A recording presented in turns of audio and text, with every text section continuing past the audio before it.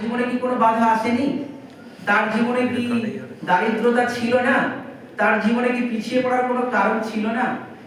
তাহলে তার সেই কনফিডেন্স কিভাবে তৈরি হলো? তিনি মাধ্যমিকে ফার্স্ট হলেন 1922 সালে। এই রেকর্ড আজ পর্যন্ত কেউ করতে পারেনি। একজন মুসলিম হয়ে সর্বপ্রথম মাধ্যমিকে ফার্স্ট র্যাঙ্কার। তারপরে অনেকে মুসলিম হয়েছে, যাই হোক আলামিন থেকে বেরিয়েছে। আমি নিজেও আলামিনের টিচার ছিলাম, পড়াতাম। আমি যেটা বলতে চাইছি, এই কনফিডেন্সটা তাকে কোথায় নিয়ে গেছে? কলকাতা বিশ্ববিদ্যালয়ে ইংলিশে ফার্স্ট ক্লাস ফার্স্ট, তাতেও তার মন ভরল না। গোল্ড মেডেল পেয়েছিলেন। তারপরে চলে গেলেন অক্সফোর্ডে পড়াশোনা করতে। অক্সফোর্ড থেকে ডিগ্রি করে এমন ভাবে ফিরে এলেন, আমাদের স্বাধীনতার পরে সরকার যখন নতুন সরকার গঠিত হল 1950 সালে জওহরলাল নেহরুর নেতৃত্বে, তাকে ইউজিসির চেয়ারম্যান করে দেওয়া হলো, ইউনিভার্সিটি গ্রান্ট কমিশনের চেয়ারম্যান। মাওলানা আবুল কালাম আজাদ ভারতবর্ষের স্বাধীনতা সংগ্রামে মানে 1900 স্বাধীন ভারতের প্রথম শিক্ষামন্ত্রী মাওলানা আবুল কালাম আজাদ। আমি আবুল কালাম আজাদ সম্বন্ধে একটু বলবো, পরে বলছি। তার আগে একটু বলতে চাই, নিজেদের মেধাকে 100% একদম আপলিফটে নিয়ে যেতে হবে। 100% মেধাটাকে কাজে লাগাতে হবে। আমি যখন মাধ্যমিক পড়তাম, একজন স্যারের কাছে গিয়ে বলেছিলাম, স্যার আপনি তো টিউশন পড়ান, আপনি গ্র্যাজুয়েশন এমএ সবকিছু পড়ান, কিন্তু আমি আপনার কাছে পড়তে চাই, আপনার সঙ্গে ফাইট করতে চাই, সেই জন্য আপনার কাছে এসেছি। তখন পায়জামা পাঞ্জাবি পরে আছি। আমি কিন্তু আগে মাদ্রাসায় পড়াশোনা করতাম, আমি হাফিজ, মানে নিশ্চয়ই মাদ্রাসায় পড়েছি। স্যার তখন বলেছিলেন, মানে আমার গ্রামে কিন্তু অনেক ভালো ভালো মানে অনেক টিচার ছিল ইংলিশে। আমি নিজেকে চিনতে শিখেছিলাম। আমি ভেবেছিলাম আমার মতো জয়দেব ছাত্র পড়াতে গেলে জয়দেব টিচার দরকার। 10 কিলোমিটার দূরে সেই স্যারের কাছে পড়তে যেতাম। স্যারের কাছে গিয়ে ওই রকম কথা যখন বললাম, স্যার আমি আপনার কাছে আমি পড়ব, আমার যতটা শেখার ইচ্ছা আপনাকে শেখাতে হবে ইংরেজি। স্যার তখন গ্র্যাজুয়েশনের ছাত্র পড়াচ্ছেন।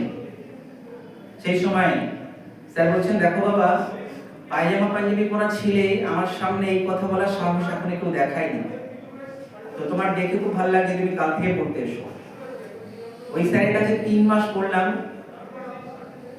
ইংলিশের টেক্সট বই, কোশ্চেন ব্যাংক, কোশ্চেন মার্ক সবকিছু 3 মাসে শেষ হয়ে গেল। এবং স্যার আমাকে এতটাই ভালোবাসতেন, ওই বাড়ির গাছের যে পাকা আম আছে সেই আমটা পেড়ে আমার জন্যই খাওয়ানো হতো, মানে এতটা ভালোবাসতেন। তো আমি বলতে চাইছি, সেই যে আমাদের ছোটবেলার কমিটমেন্টটা ছিল যে ইংলিশটা ভালো করে শিখতে হবে। তোমরা ব্রিটিশ ইনস্টিটিউটের নাম শুনেছো, বারাসাতে আছে বা সল্টলেকে আছে, বিভিন্ন জায়গায়, যেখান থেকে 3 মাসের কোর্স করলে একটা ইংরেজি কথা বলা যাবে এরকম সরকারি জায়গায় চাকরি পাওয়া যায়। ব্রিটিশ ইনস্টিটিউট বারাসাতে আছে, কলোনি। আমি সেখান থেকে মাধ্যমিকের আগে সেই কোর্সগুলো কমপ্লিট করেছি, 3 মাসের স্পোকেন ইংলিশের কোর্স। তখন আমি পায়জামা পাঞ্জাবি আর হাজি রুমাল নিয়ে পড়তে যেতাম। আমার তখন সিলেবাসটা ওরকমই ছিল, কিন্তু আমার সঙ্গে ওই ইনস্টিটিউটে কেউ পেরে ওঠেনি। আমি তখন মাদ্রাসার ছাত্র, আর আমার বন্ধুরা ছিল সবাই, কেউ গ্র্যাজুয়েশন কমপ্লিট করে এসেছে, কেউ মাস্টার্স কমপ্লিট করে এসেছে। আর এক বন্ধু ছিল, সে তো তার ছেলে ক্লাস 6 এ পড়ে, তার সাইকেল নিয়ে পড়তে আসতো। প্রথম দিনের টপিক ছিল ইকোনমিক ডেভেলপমেন্ট অফ ইন্ডিয়া নিয়ে ডিবেট হবে নিজেদের মধ্যে। ইংলিশে কথা বলার প্রথম ক্লাস। সেদিনও আমি হার মানিনি এবং 3 মাস পরে কোর্স কমপ্লিট করে সার্টিফিকেট পেলাম।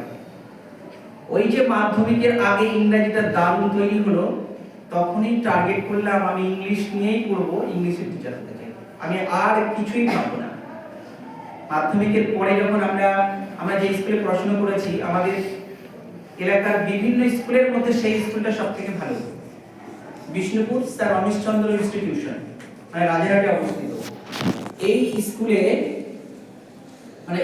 যিনি প্রতিষ্ঠাতা, তিনি হচ্ছেন প্রথম বাঙালি বিচারপতি, হাইকোর্টের প্রথম বাঙালি বিচারপতি স্যার রমেশচন্দ্র মজুমদার। তিনি এই স্কুলটা করেছিলেন 1885 সালে। এত ক্লিন ছেলে মেয়ে সেখানে পড়াশোনা করে। বিভিন্ন স্কুল থেকে মাধ্যমিকে ফার্স্ট সেকেন্ড থার্ড যারা হয় তারাই এখন 11 এ ভর্তি হওয়ার সুযোগ পায়।